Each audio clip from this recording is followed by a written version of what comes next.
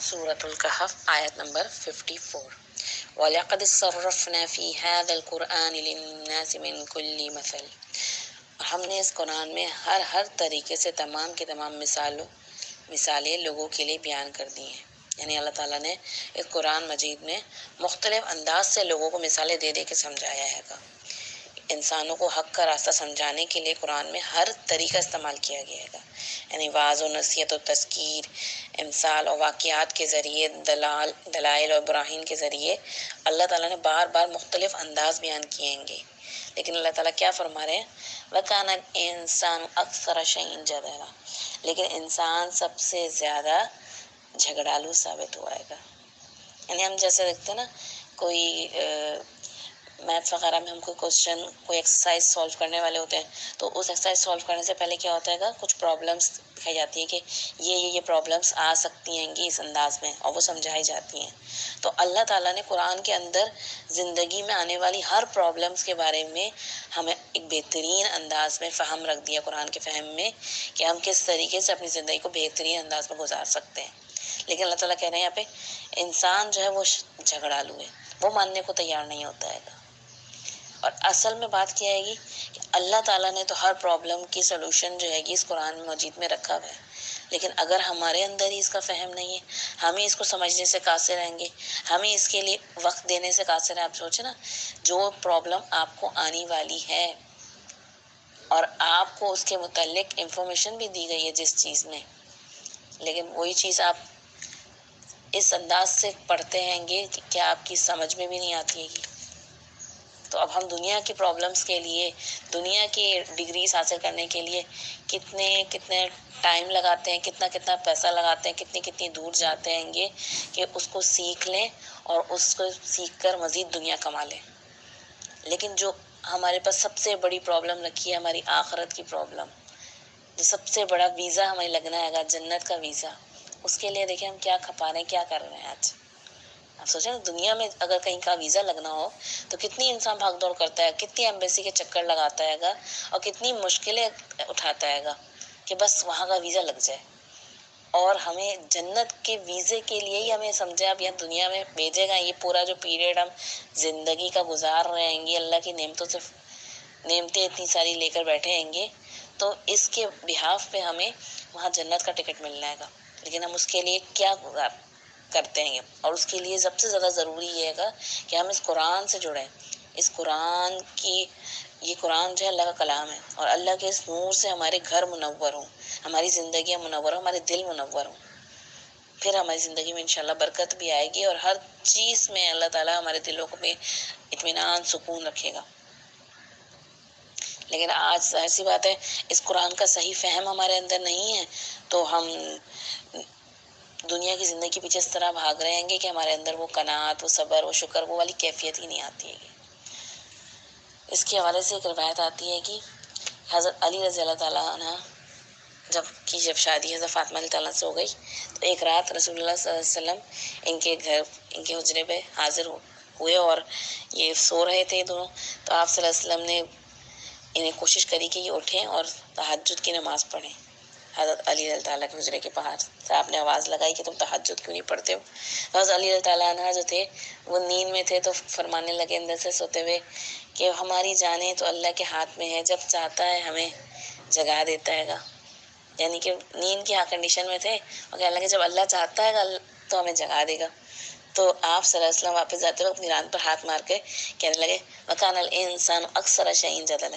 کہ انسان تو بہت ہی جھگڑالو ہے۔ یعنی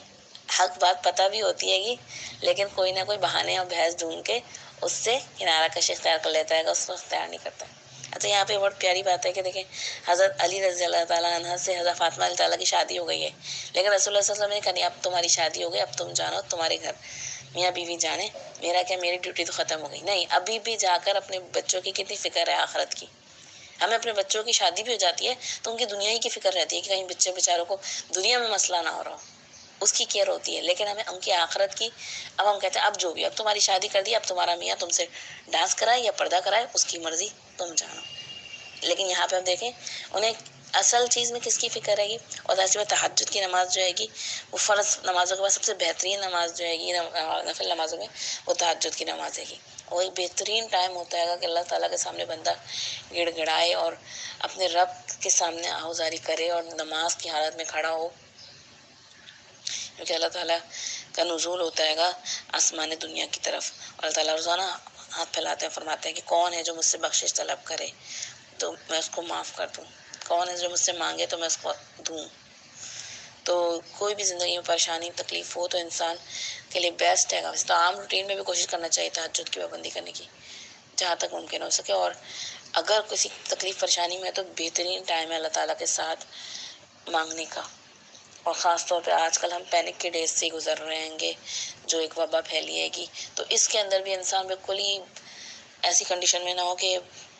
دلوں کی سختی والی حال کے جو وہی روٹین پہلے کا چل رہا ہے بس وہی چلے جا رہے گا. ہمیں اپنے رب کے طرف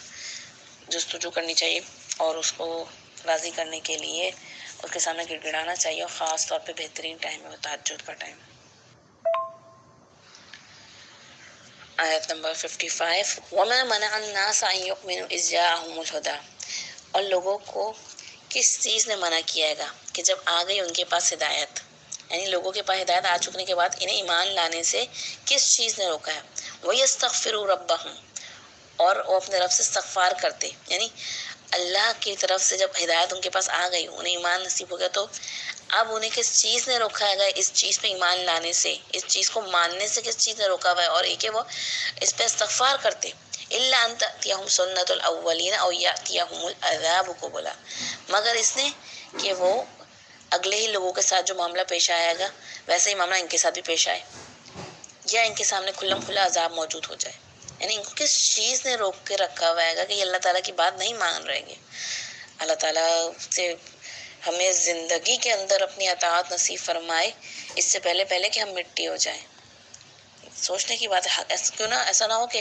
ہم حق کو قبول کرنے میں ڈیلے کر رہے ہوں کہ نہیں چلو ابھی نہیں بعد میں، اور وہ حق کو قبول کرنے کی جو صلاحیت ہے وہی قوت جو ہے وہ ہم سے سلب کر لی جائے.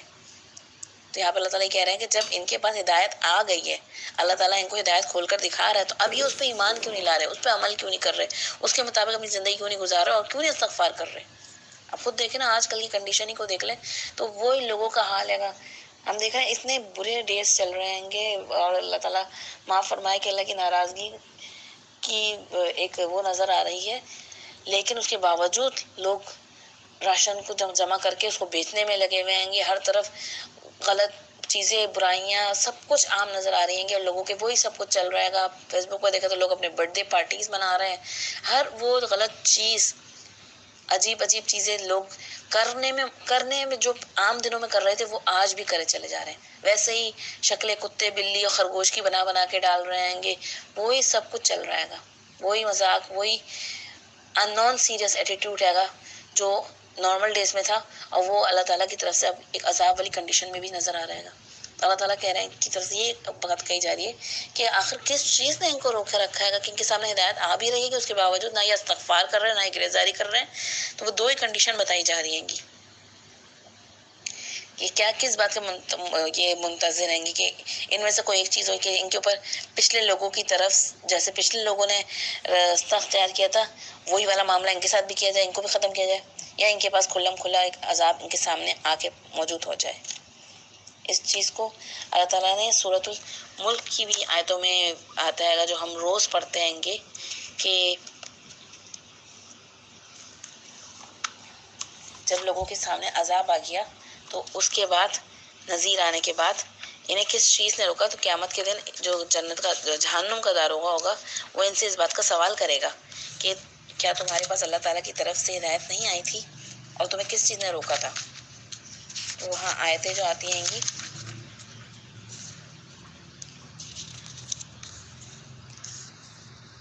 قریب ہے کہ جہنم جو ہے غصے کے مارے پھٹ پڑے، اور جب کبھی اس میں کوئی ڈالا جائے گا تو جہنم کے داروغ سے پوچھیں گے الم یاتکم نذیر، کیا تمہارے پاس کوئی ڈرانے والے نہیں آئے تھے؟ قولوا بلا، تو وہ جواب کیا دیں گے کیوں نہیں، بے شک آئے تھے. قد جاءنا نذیر، بے شک ہمارے پاس ڈرانے والے آئے تھے، فکذبنا، تو ہم نے ان کو جھٹلا دیا، وقلنا ما نزل اللہ من شیء، اور ہم نے کہا کہ نہیں اللہ تعالیٰ نے تو کچھ نہیں نازل کیا، ان انتم الا فی ضلال کبیر، کہ تم بھی بہت بڑی گمراہی میں ہو. یعنی کہ آج جو لوگ اللہ کے راستے پہ چل رہے ہوتے ہیں گے انہیں کو لوگ گمراہ کرتے ہیں. یہ تو مولویوں کا اپنا بنایا ہوا دین ہے، انہوں نے اپنی طرف سے رکھی ہوئی باتیں، کوئی کچھ نہیں ہوتا ہے گا، وہ یہ 1400 سال پرانی باتیں ہیں گی، آج تھوڑی اپلائی ہو سکتی ہیں گی. تو اللہ تعالیٰ نے کیا فرما رہے ہیں، وَقَالُوا لَوْ كُنَّا نَسْمَعُ أَوْ نَعْقِلُ، تو اس دن خود اپنا سر پیٹیں گے اور کیا کہیں گے، کاش ہم سنتے تو صحیح اور ہم عقل تو کام لیتے ہیں. یعنی کاش ہم ان کی بات سنتے تو صحیح. سب سے پہلی چیز تو یہ ہے کہ سننا. بعض لوگ سننا بھی گوارا نہیں کرتے ہیں گے، ان کے پاس ٹائم ہی نہیں ہوتا کہ وہ سنے تو صحیح اللہ کی بات کو. اور نہ کہ اور ہم پھر عقل سے تو کام لیتے ہیں، ایسا نہ سن کر بھی ایسے ہو جاتے ہیں کہ جیسے سنا ہی نہیں، بلکہ اپنی عقل تو چلاتے سننے کے بعد. ما كنا فی اصحاب السعیر، تو آج ہم ان آگ والوں میں شریک نہ ہوتے، ان دوزخیوں میں شریک نہ ہوتے ہم آج. تو یہ اپنے جرم کا کیا کریں گے، خود اعتراف کریں گے. فاعترفوا بذنبہم فسحقا لاصحاب السعیر. اللہ تعالیٰ کہہ رہے ہیں کہ انہوں نے بس اپنے جرم کا خود اقبالی جرم کر لیا ہے اور اب یہ لوگ دوزخ میں ہی جائیں گے. تو ہمیں اس چیز سے ڈرنا چاہیے، خوف کھانا چاہیے کہ ایسا نہ ہو کہ ہماری یہ کنڈیشن ہو جائے، ہمارا یہ نان سیریس ایٹیٹیوڈ ہمیں ہمارے دلوں پہ وہ تالے لگ جائیں کہ ہم سے حق کو قبول کرنے کی صلاحیت جو قوت ہوتی ہے، طاقت ہوتی ہے، وہ لے لی جائے. اللہ تعالیٰ ہمیں ایسی کنڈیشن سے ہمارے دلوں کو اور ہمارے ایٹیٹیوڈ کو محفوظ فرمائے. سورۃ الکہف آیت نمبر 56. وما نرسل المرسلین الا مبشرین ومنذرین، اور ہم نہیں بھیجتے رسولوں کو مگر خوشخبری دینے والے اور خبردار کرنے والے بنا کر. یعنی رسولوں کے آنے کا مقصد بیان کیا ہے کہ اللہ تعالیٰ نے رسولوں کو کیوں بھیجائے گا، اس لیے بھیجا تھا کہ وہ تمہیں خوشخبری دیں، جنت کی بشارت دیں، اور آنے والے آئندہ برے انجام سے تمہیں خبردار کریں. تو یہاں پہ اللہ تعالیٰ کی طرف سے خاص طور بتایا جا رہا ہے کہ رسولوں کو بھیجا اسی لیے کہ وہ صرف انہوں نے خوشخبریاں نہیں دینی، ہم نے بھی صرف لوگوں کو نیکی کے اعمال بتا کے نہیں، بلکہ ان کو ان کے گناہوں سے روکنے کے لیے ان کو وہ ڈرانے والی آیتیں بھی قرآن مجید میں آئی ہیں گی. احادیث رسول میں غلط کام کرنے والوں کے لیے برے انجام کا بھی بتایا گیا گا. بعض وقت کہتے ہیں یہ مولویوں کا کام ہے، ڈراتے رہتے ہیں، یہ ہے وہ ہے، لیکن ڈرنے کی بات کرنے کو منع کرتے ہیں کہ ایسی باتیں نہیں کرنی چاہیے، موت کا ذکر نہیں کرنا چاہیے، نہیں ہونا چاہیے. حالانکہ جہنم کا ذکر آپ بتائیں قرآن شریف میں کتنا آیا، کتنے ڈیٹیل میں آیا گا. اور اللہ کے دربار میں، اللہ کے سامنے تو نیک لوگ بھی ڈرنے والے ہی ہوتے ہیں. جو جتنا متقی ہے گا وہی اللہ تعالیٰ کو اتنا زیادہ عزیز ہے. تو اس ڈر جو ہے وہ ایک بہت بڑا فیکٹر بھی ہے گا جو انسان کو اپنے آپ کو بچانے پہ مجبور کرتا ہے. آپ دیکھیں نا، آپ نارملی حالات میں آرام سے بیٹھے ہوتے کچھ نہیں ہوتا ہے گا، لیکن خدا نہ خواستہ اگر کسی چیز کی آپ کو اپنے اوپر آتے ہوئے نظر آئے، وہ چیز خدا نہ خواستہ اپنے اوپر کوئی چیز گرتی ہوئی نظر آئے، تو فوراً انسان بھاگ دوڑ مچاتا ہے، فوراً اس جگہ کو سے ہٹتا ہے گا. تو یہ ڈر جو ہے ایک بہت بڑا فیکٹر ہے انسان کے اپنے بچانے کے لیے کوئی کوشش کرنے کا. جب اس کے اندر سے یہ ڈر نکل جاتا ہے گا تو وہ ظاہر سی بات ہے وہ بالکل فری ہو جاتا ہے گا اور نان سیریس ایٹیٹیوڈ اختیار کرتا ہے گا. تو یہاں پہ خاص طور پہ بتایا جا رہا ہے کہ رسولوں کا کس لیے بھیجا گیا. سورہ بنی اسرائیل میں بھی حضور اکرم صلی اللہ علیہ وسلم کے لیے آیا ہے کہ وما ارسلناک الا مبشرا ونذیرا، اے محمد صلی اللہ علیہ وسلم ہم نے نہیں بھیجا آپ کو مگر مبشر اور نذیر بنا کر، تاکہ آپ لوگوں کو، نیک کام کرنے والوں کو جنت کی خوشخبری بشارت بھی دیں اور غلط راستوں پہ چلنے والوں کو خبردار کر دیں اس دنیا میں، کہ وارن کر دیں کہ وہ اپنے آپ کو اپنے رب کی اطاعت میں لے آئیں اور غلط راستے سے پلٹ آئیں، واپس رجوع کر لیں. وَيُجَادِلُ الَّذِينَ كَفَرُوا بِالْبَاطِلِ لِيُدْحِضُوا بِهِ الْحَقَّ، اور یہ کافر لوگ جھگڑتے ہیں جھوٹ کی طرف سے تاکہ بچلا دیں اس کے ساتھ حق کو. یعنی یہ لوگ باطل کے ساتھ کھڑے ہو کر حق کو شکست دینے کے لیے مناظرے اور بحثیں کرتے ہیں. اور خاص طور پہ آج دیکھ لیں، آج ہمارا جو لبرل میڈیا یا مافیا آئے گا جو ہمارے اندر سو کالڈ مسلمس ہیں گے، ان کا کام ہی کیا آئے گا، ان کا کام ہے گا کہ دین کی باتوں کو جا کے مذاق اڑانا، اور دین کی بات جہاں آئے گی نا وہاں وہ بکھر جاتے ہیں گے. ویسے کیا نام ہے، بہت وہ بنے ہوتے ہیں گے سائنس کے پجاری ہے وہ، لیکن جب دین کی بات آئے گی تو ان کا سارا نزلہ جو ہے وہ دین پہ گرتا ہے گا. تو یہاں اللہ تعالیٰ یہ بتا رہے ہیں کہ یہ باطل کے ساتھ کھڑے ہو کر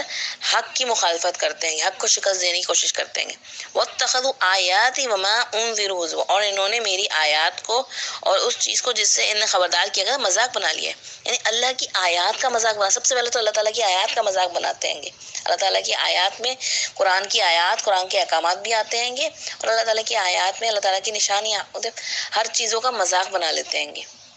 ہر چیز یہ آپ دیکھیں جو ہمارے شاعر دین ہیں گے، جس سے دین کی پہچان ہوتی ہے، ان کا مذاق بڑھایا جاتا ہے۔ داڑھی ہے، پردہ ہے، نماز ہے، روزہ ہے، حج ہے،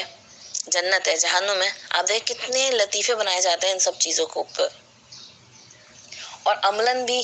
ہمارے دیکھیں اللہ تعالیٰ نے جو احکامات دیے ہیں، آپ میڈیا کو دیکھ لیں، ان کے جو بنائے گئی فلمیں ڈرامے ان کو دیکھ لیں، کس طریقے سے نکاح، طلاق اور ان سب چیزوں کا مذاق بنایا جا رہا ہے۔ اور دوسری چیز وما انذروا ہزوا، جس چیز سے انہیں خبردار کیا گیا ہے، جس عذاب سے انہیں ڈرایا جا رہا ہے، اسی کا مذاق بنا رہیں گے۔ وہ 1400 سال پہلے جو لوگ تھے وہ اس زمانے کے لحاظ سے نبی کریم صلی اللہ علیہ وسلم کی پر جو آنے والی آیات تھیں ان کا مذاق اڑاتے تھے، کہتے تھے کہ جہنم کے 19 دروغے آئیں گے، ایسا کرنا بھائی 15-17 کو تو میں ہی پکڑ لوں گا، باقی 2-3 کو تم لوگ کنٹرول نہیں کر سکتے، ایک آدمی نے مذاق میں کہا۔ اسی طریقے سے آج بھی آپ دیکھ لیں کتنے اس طریقے کی چیزیں جو جہنم کے حوالے سے مذاق بنائی جا رہی ہوتی ہیں گی، اور اللہ تعالیٰ کی عذاب کے حوالے سے جو باتیں ہو رہی ہوتی ہیں۔ آپ آج کے ماحول کو دیکھ لیں کہ ہم کتنی پینک فل سچویشن میں بیٹھے ہیں گے، ہم پر اللہ تعالیٰ کی طرف سے ایک ایسی وبا نازل کی گئی ہے گی جس کی وجہ سے پورا معاشرہ ایک پینک میں ہے، لیکن اس کے باوجود ایک کثیر تعداد ایسی ہے گی جو ہر تھوڑے دن میں لطیفے چھوڑ رہی ہے، ٹک ٹاک بنا کے ڈال رہی ہے گی کہ لوگ گھروں میں بند ہیں تو یہ کر رہے ہیں، کیا ہو رہا ہے، پارلر بند ہے تو یہ ہو رہا ہے، مطلب ہر چیز کا ڈھونڈ کے اپنا دماغ کس طرف چلایا جا رہا ہے، شیطان کے راستے پہ چلایا جا رہا ہے، اور دین کا اور ان سب چیزوں کا مذاق بنایا جا رہا ہے، اور ایک نان سیریس ایٹیٹیوڈ کا نظر آ رہا ہے کہ کچھ بھی ہو جائے ہمارے ساتھ ہم نے نان سیریس ہی رہنا ہے۔ تو اس چیز سے ڈرنا چاہیے خاص طور پہ کہ انسان کی طبیعت ایسی نہ ہو جائے کہ ہر چیز کا بس مذاق بنانے والا بن جائے۔ وہ مذاق اب ہیومر جو ہے ایک حد تک جائز ہے، ایک تو اس کے اندر جھوٹ کی ملاوٹ نہ ہو، اور اس کے اندر ایسا نہ ہو کہ آپ بالکل ہی آخرت سے اور ان سب چیزوں سے بے خوف ہو جائیں، جیسے جہنم کے جو لطیفے بنائے جاتے ہیں کہ وکیل وہاں پہنچ جائیں گے، یہ یہاں ہو جائے گا، میں وہاں آؤں گا، وہاں سے دیکھنے یہاں آؤں گا۔ مطلب اللہ تعالیٰ کی اتنی بڑی نشانی جہنم کو اس طرح سے بتایا جا رہا ہوتا ہے جیسے کہ ہمارا اپنا کنٹرول ہوگا کہ ہم جہاں چاہے پھریں۔ تو اللہ تعالیٰ ہمیں ایسے رویوں سے